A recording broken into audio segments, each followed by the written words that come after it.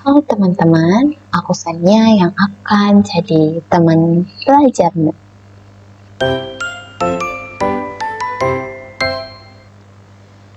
Di video kedua ini aku akan bahas konsep dasar akuntansi, persamaan dasar akuntansi, dan praktik pencatatannya. Kita bahas santai ya, jadi jangan pusing duluan.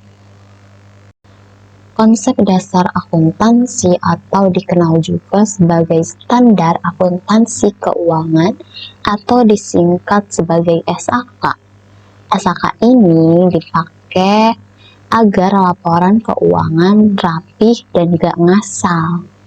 Kalau kamu mau jadi akuntan keuangan atau auditor, memahami SAK ini merupakan kewajiban. Yuk belajar bareng. Nah, konsep dasar akuntansi yang pertama yaitu konsep kesatuan usaha atau business entity. Singkatnya, entitas ini mencakup seluruh badan usaha seperti perseorangan, firma, perseroan, koperasi, dan sebagainya. Karena entitas dianggap bisa berdiri sendiri, maka dianggap pula memiliki harta, melakukan transaksi, dan dapat melakukan tindakan hukum lainnya. Jadi, pemilik perusahaan dengan entitas usaha merupakan dua hal yang terpisah. Yang kedua adalah prinsip harga pokok. Prinsip ini sejalan dengan prinsip historical cost atau pencatatan berdasarkan harga perolehannya. Meskipun harga di pasar telah berubah. Misalnya, perusahaan membeli tanah seharga 50 juta. Setelah transaksi, harga tanah tersebut berubah menjadi 60 juta di pasaran. Tetapi dalam pencatatannya tetap dicatat sebagai 50 juta. Jadi meskipun harga di pasar naik turun, yang dicatat tetap harga saat membeli. Yang ketiga, ada dasar akrual. Dalam akuntansi ada dua dasar pencatatan, yaitu dasar tunai dan dasar akrual. Dasar tunai dicatat saat terjadi penerimaan atau pengeluaran kas, sedangkan dasar akrual dicatat pada saat terjadinya transaksi meskipun tidak menerima atau mengeluarkan kas. Yang keempat ada going concern atau kelangsungan usaha, di mana suatu entitas dinilai bisa mempertahankan usahanya dalam jangka waktu yang panjang. Karena udah tahu konsep dasar akuntansi, kita geser dikit untuk bahas persamaan dasar akuntansinya. Sebelum itu, aku mau kasih tahu kalau laporan keuangan itu memiliki 3 unsur. Yang pertama, kekayaan atau aset. Kedua, utang atau kewajiban atau liabilitas. Dan ekuitas atau modal yang berasal dari pemilik maupun dari pinjaman. Aset bisa juga disebut sebagai aktiva. Contohnya kas, perlengkapan, atau bahan habis pakai, peralatan, kendaraan, tanah, piutang, dan sebagainya. Jadi, persamaan dasar akuntansinya yaitu aktiva sama dengan ekuitas, atau aktiva sama dengan utang plus modal. Maaf ya teman-teman agak berisik di sepanjang penjelasannya. Dan ini lembar kerjanya. Ya. Oke. Kita langsung aja kerjain tanggal 5. Pemilik menyetor uang sebagai modal awal sebesar 15 juta.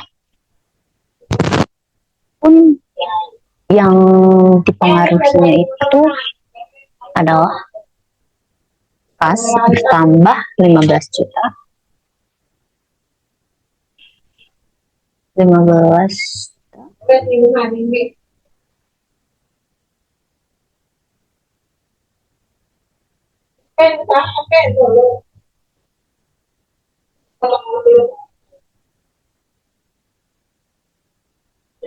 dan modal bertambah sebesar 15 juta.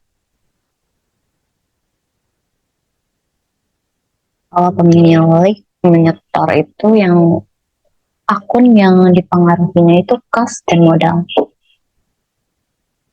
Nah, yang kedua tanggal 9, perusahaan membeli bahan habis pakai berupa alat-alat tulis sebesar 500.000 secara tunai. Bahan habis pakai, di sini udah ada ya BHP berupa alat tulis sebesar 15.000. 15.000 berarti ini bertambah 500.000. Nah, BHP BHP akun yang dipengaruhinya itu kasnya berkurang 500.000 karena dia beli secara tunai.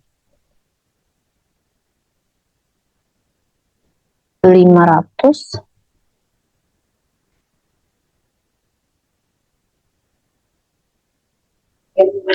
Tanggal 10, perusahaan menerima pendapatan jasa sebesar 300.000. Akun yang dipengaruhinya itu kas sebesar 300.000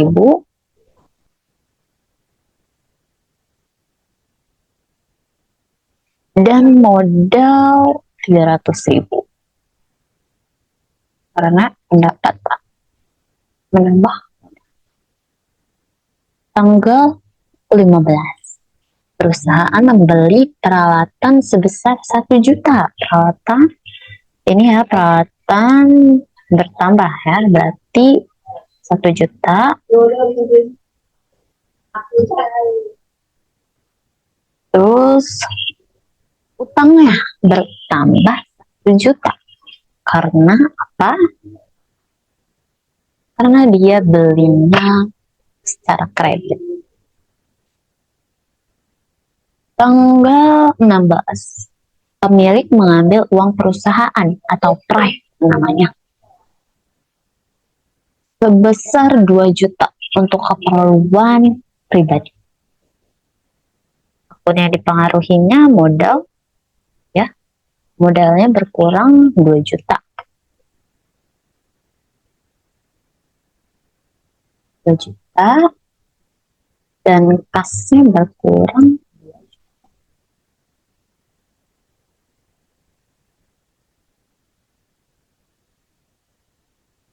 Tanggal 21, perusahaan menerima orderan jasa sebesar 1 juta namun belum menerima pendapatannya. Jadi karena belum menerima pendapatan, baru orderannya aja, jadi kita catatnya sebagai utang nih ya, utang sebesar 1 juta.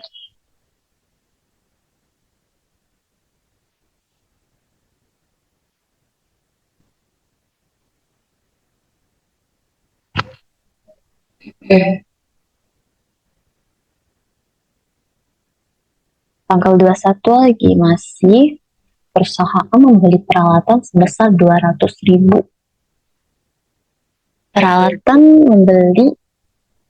Perusahaan membeli peralatan sebesar 200.000 secara kredit. Peralatan 200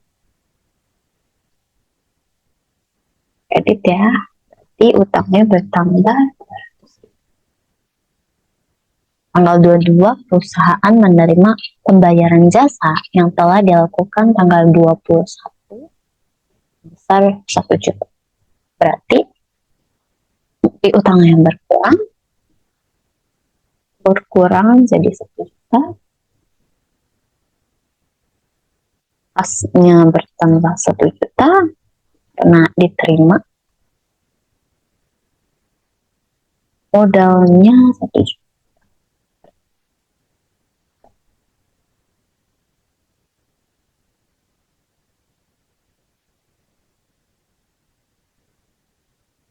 Ya, terakhir nih. Tanggal 22, perusahaan membayar utang. Tanggal 15 dan tanggal 15 kan 1 juta, dan tanggal 21 200, jadi 1 juta 200. Utang ini habis,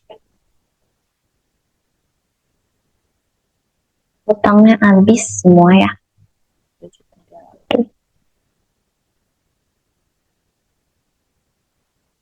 Terus dan kasnya berkurang 1 juta 200.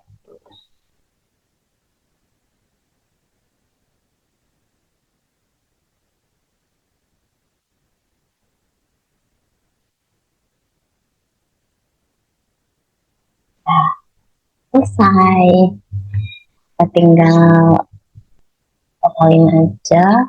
Ini kas totalnya berapa, PHP totalnya berapa, utang berapa, perawatan berapa, utangnya berapa, modalnya berapa.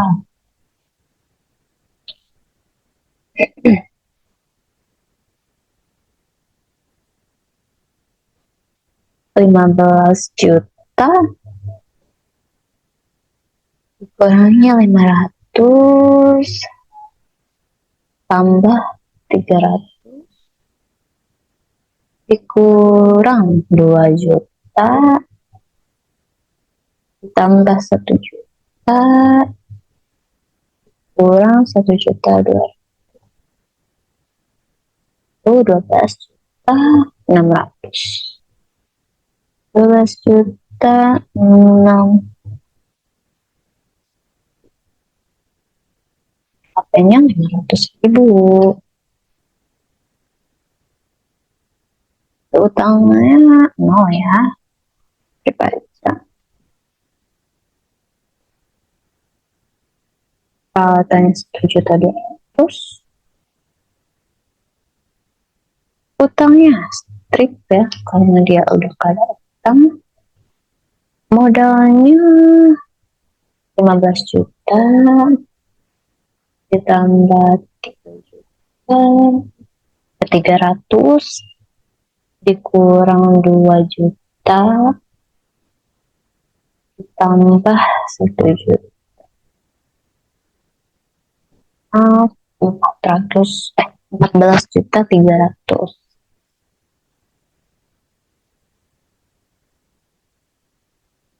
Nah, total pasifnya 14 juta 300 ya.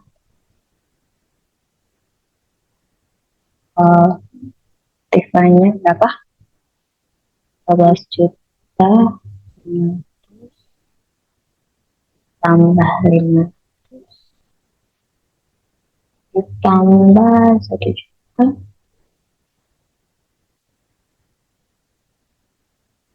ya 14 juta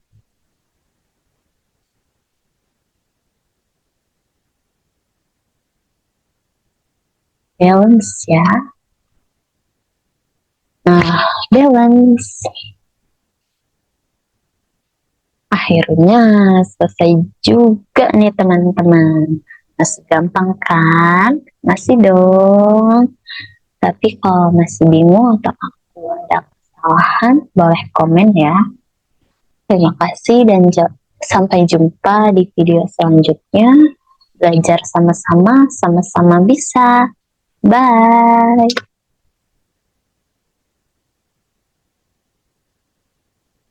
Yay!